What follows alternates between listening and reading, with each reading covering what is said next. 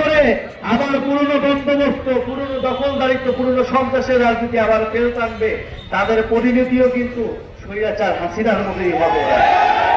বন্ধুগণ, আমরা আজকে নীলফামারীতে এসেছি, আমরা শহীদ রুবেলের রক্তের শপথ নিচ্ছি। আমরা সৈয়দপুরে গিয়েছি, আমরা শহীদ সাজ্জাদের কবর জিয়ারত করেছি। এই সকল শহীদরা আমাদের অনুপ্রেরণা। আমরা মনে করি এই মানুষগুলা জীবন দিতে একটা সুন্দর, একটা সমৃদ্ধ বাংলাদেশের জন্য, যে বাংলাদেশে অর্থনৈতিক বৈষম্য থাকবে না, যে বাংলাদেশে আঞ্চলিক বৈষম্য থাকবে না, যে বাংলাদেশে আপনি স্বাধীনভাবে মত প্রকাশ করতে পারবেন, আপনি কথা বলতে পারবেন, আপনার ভাতের অধিকার পাবেন, আপনার খাবারের অধিকার পাবেন, শিক্ষা এবং কর্মসংস্থান পাবেন, আপনি হাসপাতালে গেলে চিকিৎসা পাবেন, আপনি সরকারি অফিসে গেলে আপনাকে দুর্নীতির আশ্রয় নিতে হবে না, দুর্নীতির শিকার হইতে হবে না। এরকম একটা বাংলাদেশের জন্য আমাদের ছেলেরা, মেয়েরা, আমাদের ভাই বোনেরা জীবন দিতে আমরা রাস্তায় নামছিলাম। প্রিয় বন্ধুগণ, যদি গণ অভ্যুত্থানের পরে আমাদের এই সকল দাবি পূরণ হয়ে যেত, তাহলে আমাদের রাজনৈতিক দল করা লাগতো না। কিন্তু আমরা দেখছি 7 মাস, 8 মাস, আজ 1 বছর হয়েছে, কিন্তু এই সকল দাবি পূরণ করা হচ্ছে না। যেমন নির্বাচন নির্বাচন নির্বাচন বলে আমাদেরকে সামনে একটা মূলা ঝুলানো হচ্ছে।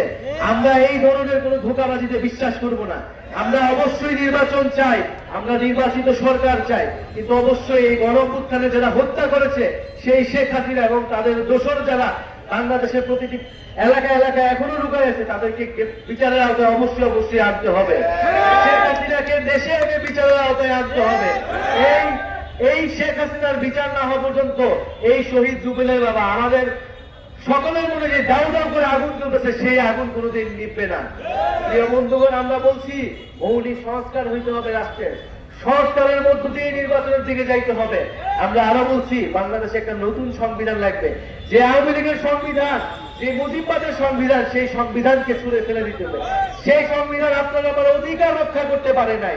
সেই সংবিধান আমাদের যখন রাস্তায় মারা হয়েছে, আমাদের যখন গুম করা হয়েছে, আমাদের মানব অধিকার রক্ষা করতে পারে নাই। ফলে সেই সংবিধান, যেই সংবিধান জনগণের সংবিধান নয়, সেই সংবিধান রাখার আর কোনো মানে হয় না। ফলে বন্ধুগণ, আমরা পুরো দেশব্যাপী দেশ গড়তে জুলাই পদযাত্রা কর্মসূচি হাতে নিয়েছি। আমরা প্রথমে উত্তরবঙ্গ এসেছি, রংপুর গিয়েছি, গাইবান্ধা গিয়েছি, আজকে নীলফামারী। কারণ আমরা মনে করি যে উত্তরবঙ্গ বৈষম্যের শিকার, এই উত্তরবঙ্গ থেকে আবু সাঈদ, শহীদ রুবেলরা দাঁড়িয়েছিল। ফলে উত্তরবঙ্গের প্রতি আমাদের আলাদা দায়বদ্ধতা আছে। সেই দায়বদ্ধতার জায়গা থেকে আমরা নীলফামারীতে আসছি। নীলফামারীর ইতিহাস অনেক সমৃদ্ধ, নীলফামারীর ইতিহাস লড়াইয়ের ইতিহাস। সেই জিল বিদ্রোহ থেকে আমরা নীলফামারীর কথা শুনি। বন্ধুগণ, এই গণ অভ্যুত্থানের মধ্য দিয়ে আমাদের নীলফামারী জেলায় আমাদের যারা বৈষম্য বিরোধী আন্দোলন করেছেন, আমাদের গণ অভ্যুত্থানে অংশগ্রহণ করেছেন, তারা আমাদেরকে সমর্থন দিবেন, সহযোগিতা করবেন। আমরা একটা নতুন দল করেছি, আপনাদেরকে কথা দিয়ে যাচ্ছি, আমরা খুব শীঘ্রই আপনাদের যে দাবিয়ে দেওয়া, আপনাদের যে আকাঙ্ক্ষা, আপনাদের যে প্রত্যাশা, তরুণদের একটা রাজনৈতিক দল থেকে সেই প্রত্যাশা আমরা খুব শীঘ্রই পূরণ করবো। আর এটা ভাবার কোনো কারণ নাই যে রাজপথে তৃণমূলে কেবল একটাই দল আছে। বাংলাদেশের নতুন রাজনৈতিক শক্তির উত্থান ঘটেছে, নাগরিক পার্টির উত্থান ঘটেছে, তারুণ্যের উত্থান ঘটেছে, 24-এর শক্তির উত্থান ঘটেছে।